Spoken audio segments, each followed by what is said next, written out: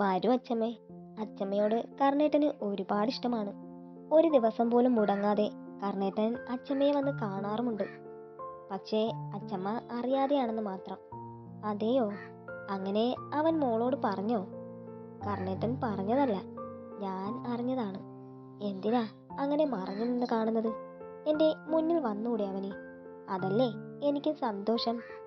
അച്ചമ്മ ആഗ്രഹിക്കുന്നത് പോലെ തന്നെ ചെമ്പകമനയിലേക്ക് വന്ന് കർണേട്ടൻ അച്ചമ്മയെയും അച്ചച്ചനെയും കാണുകയും സ്നേഹത്തോടെ സംസാരിക്കുകയും ഒക്കെ ചെയ്യും.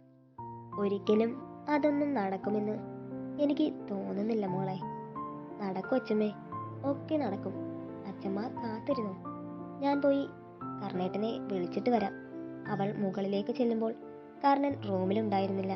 അവൾ ബാൽക്കണിയിലേക്ക് ചെല്ലുമ്പോൾ അവൻ പുറത്തേക്ക് നോക്കി അവിടെ നിൽപ്പുണ്ടായിരുന്നു. കർണേട്ടൻ എന്ന് പറയുമെങ്കിലും അങ്ങനെ വിളിച്ചിട്ടില്ലാത്തത് കൊണ്ട് അവനെ അങ്ങനെ വിളിക്കാൻ അവൾക്ക് മടിയായിരുന്നു. അവന്റെ തൊട്ട് പിന്നിലായി ചെന്ന് നിന്നുകൊണ്ട്, അതെ, അച്ചമ്മ വിളിക്കുന്നു. അവളെ തിരിഞ്ഞു നോക്കിക്കൊണ്ട് ഗൗരവത്തിൽ അവൻ, അച്ചമ്മയോട് ഞാനിവിടെ ഇല്ലെന്ന് പറഞ്ഞേക്ക്. അയ്യോ, കർണേട്ടൻ ഇവിടെ ഉണ്ടെന്ന് ഞാൻ അച്ചമ്മയോട് പറഞ്ഞെങ്കിലേ എനിക്കിപ്പോൾ മനസ്സില്ല വരാൻ. പ്ലീസ് കർണേട്ട, അച്ചമ്മയ്ക്ക് തീരെ സുഖമില്ല.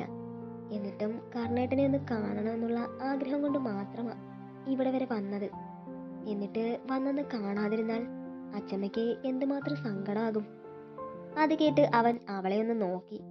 അവളുടെ മുഖത്തെ ആ നിഷ്കളങ്ക ഭാവം കണ്ടപ്പോൾ അവന് പോകാതിരിക്കാൻ തോന്നിയില്ല. രാധയ്ക്കൊപ്പം താഴേക്കിറങ്ങി വരുന്ന അവനെ കണ്ടപ്പോൾ അച്ചമ്മയ്ക്ക് മനസ്സിന് വല്ലാത്തൊരു സന്തോഷം തോന്നി. പക്ഷേ കർണന്റെ മനസ്സിൽ മറ്റൊന്നായിരുന്നു. അച്ചമ്മയോടും മറ്റാരോടും അനുവാദം ചോദിക്കാതെ കൊടുത്ത ആ പ്രോപ്പർട്ടിയെക്കുറിച്ച് അച്ചമ്മ ചോദിക്കാൻ വന്നതായിരിക്കും എന്നതായിരുന്നു അവന്റെ ചിന്ത. അച്ചമ്മയുടെ അടുത്ത് വന്ന് തലകുനിച്ച് നിൽക്കുന്ന കർണനെ കണ്ടപ്പോൾ അവർക്ക് എന്തെന്നില്ലാത്ത വാത്സല്യമാണ് അവനോട് തോന്നിയത്. കർണ, ഇങ്ങ് അടുത്ത് വാ മോനെ. അച്ചമ്മയോട് ഇങ്ങനെ പിണങ്ങിയിരിക്കാൻ ഇനി അച്ചമ്മ അധിക നാൾ ഉണ്ടാവില്ല. അതുകൊണ്ട് ഇനിയെങ്കിലും നിന്റെ ഈ പിണക്കമൊക്കെ ഒന്ന് അവസാനിപ്പിച്ചൂടെ? എനിക്ക് ആരോടും ഒരു പിണക്കവുമില്ല.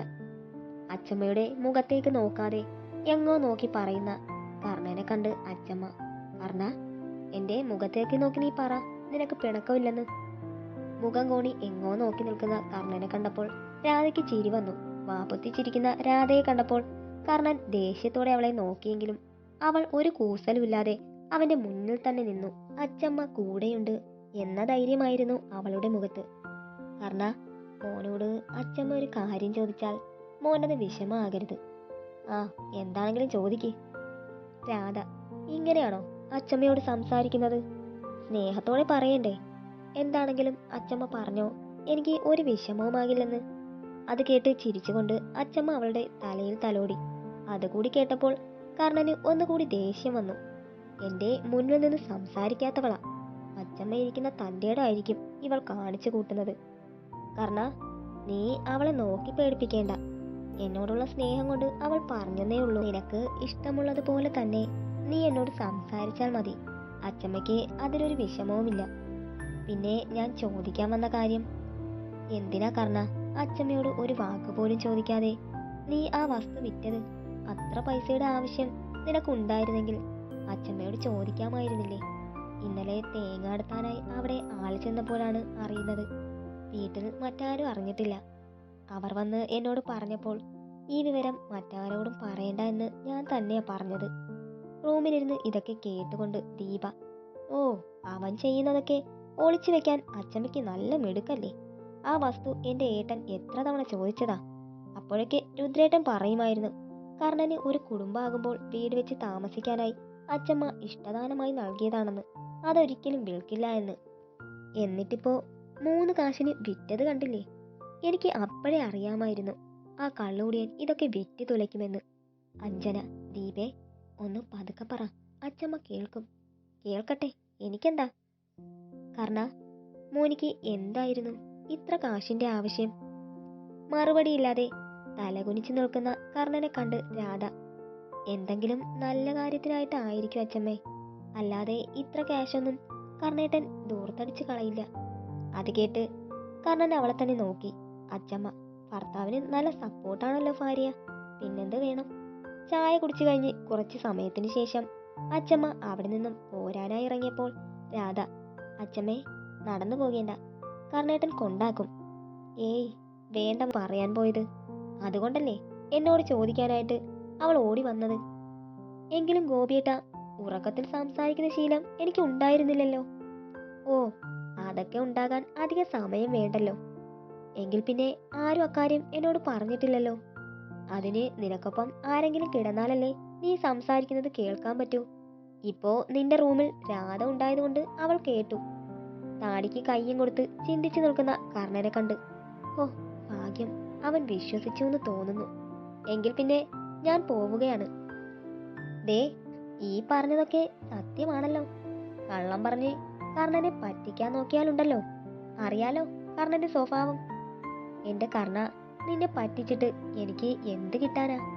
അത് പറഞ്ഞ് ഗോപിയേട്ടൻ വേഗം നടന്നു. ആ, നിൽക്ക് ഗോപിയേട്ടാ, ഞാൻ കൊണ്ടാക്കാം. ഓ വേണ്ട, ഞാൻ നടന്നു പൊയ്ക്കോളാം. ഗോപിയേട്ടാ, ഞാൻ കൊണ്ടാക്കാന്ന്. വേണ്ടാന്നേ. ഓ ഈശ്വരാ, രക്ഷപ്പെട്ടു.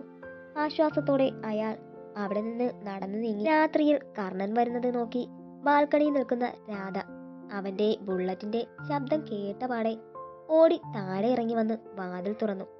കുപ്പി കയ്യിൽ ഉണ്ടായിരുന്നെങ്കിലും അവൻ കുടിച്ചിട്ടുണ്ടായിരുന്നില്ല. എന്റെ ഈശ്വരാ, എന്ത് പറ്റി? ഇത് കർണൻ തന്നെയാണോ?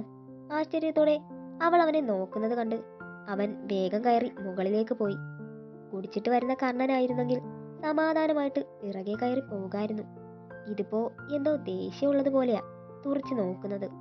അതും ബോധത്തോടെ ആയതുകൊണ്ട് കുറച്ചുകൂടി ഭയം തോന്നും. രാധ അവൻ മുകളിലേക്ക് കയറി പോകുന്നത് നോക്കി നിന്നു. കുറച്ചു കഴിഞ്ഞ് ആള് താഴേക്ക് ഇറങ്ങി വന്ന് നേരെ അടുക്കളയിലേക്ക് പോയി. പിന്നാലെ അവളും പോയി. കുറച്ച് മാറി നോക്കി നിന്നു. പ്ലേറ്റ് എടുത്ത് ചോറിട്ട ശേഷം അടുക്കളയിൽ നിന്ന് വലിച്ചു വാരി കഴിക്കുന്നതിന് പകരം നേരെ ഹാളിലേക്ക് വന്ന് ടേബിളിന്റെ പുറത്ത് പ്ലേറ്റ് വെച്ച് ചെയറിലിരുന്ന് ചോറ് കഴിക്കുന്ന കർണനെ തന്നെ അവൾ നോക്കി നിന്നു. ഓ, കർണേട്ടൻ ഇങ്ങനെ ഇരുന്ന് കഴിക്കുന്നത് കാണാൻ എന്ത് ഭംഗിയാ. പക്ഷേ എന്താ ആൾക്ക് പറ്റിയത്? ഇനി ചിലപ്പോൾ നന്നാവാൻ തീരുമാനിച്ചതാണോ? കർണനിലെ മാറ്റം അവളെ അത്ഭുതപ്പെടുത്തി.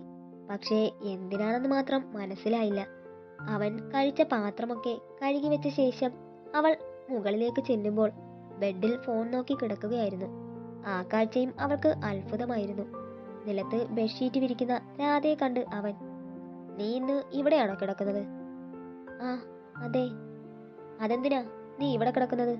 നീ അപ്പുറത്തെ റൂമിലല്ലേ കിടക്കാറ്? അല്ല, ഞാനിപ്പോ ഇവിടെയാ കിടക്കുന്നത്. ആ എങ്കിലേ ഇനി മുതൽ നീ അപ്പുറത്തെ റൂമിൽ കിടന്നാൽ മതി. അയ്യോ, അതെന്താ? അപ്പുറത്ത് കിടന്നാ മതിയെന്ന്. അവന്റെ ശബ്ദമുയർന്നപ്പോൾ രാധയ്ക്ക് ഭയമായി. എനിക്ക് ഇവിടെ കിടക്കുന്നതാ ഇഷ്ടം. ഓ അറിയാം, ഉറക്കത്തില് ഞാൻ പറയുന്ന രഹസ്യങ്ങൾ മുഴുവൻ ചോർത്തിയെടുത്ത് പറഞ്ഞു നടക്കാനല്ലേടി നീ ഇവിടെ കിടക്കുന്നത്. അത് കേട്ട് രാധ പൊട്ടിച്ചിരിച്ചു. പെട്ടെന്ന് ചിരി വന്നപ്പോൾ ഓർക്കാതെ അങ്ങ് ചിരിച്ചു പോയതാണ്. കർണന്റെ ഭയപ്പെടുത്തുന്ന മുഖഭാവം കണ്ട് വാ പൊത്തി രാധ മിണ്ടാതെ നിന്നു. ദേഷ്യത്തോടെ ബെഡിൽ നിന്ന് ഇറങ്ങി വന്ന കർണൻ അവളുടെ കൈക്ക് പിടിച്ച് വലിച്ച് നിലത്തു നിന്ന് എഴുന്നേൽപ്പിച്ച് ഡോറിന് പുറത്താക്കി. അയ്യോ കർണേട്ടാ, പ്ലീസ്, എനിക്ക് ഈ റൂമിൽ കിടന്നാലേ ഉറക്കം വരൂ. അതുകൊണ്ടാ, പ്ലീസ് എന്നെ പുറത്താക്കരുത്. ഇവിടെ കിടന്നാലേ നിനക്ക് ഉറക്കം വരത്തുള്ളൂ അല്ലേ? ആണെന്ന് അവൾ തലയാട്ടി കാണിച്ചു. എങ്കിൽ വാ, ഇവിടെ വന്ന് കിടക്ക്. അത് കേട്ട് അവൾ വേഗം നിലത്ത് വിരിച്ചിരുന്ന ആ ബെഡ്ഷീറ്റിൽ പോയി കിടന്നു. അവൾ കിടന്നത് കണ്ട ശേഷം കർണൻ ഡോർ തുറന്ന് പുറത്തേക്ക് പോയി.